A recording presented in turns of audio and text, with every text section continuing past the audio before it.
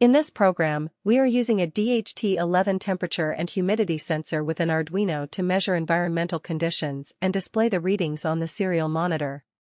At the beginning of the program, two integer variables are declared, T for storing the temperature value and H for storing the humidity value. Both variables are initially set to 0. In the setup section, the serial communication is started with a baud rate of 9600, which allows the Arduino to send data to the computer so we can observe the sensor readings in the serial monitor.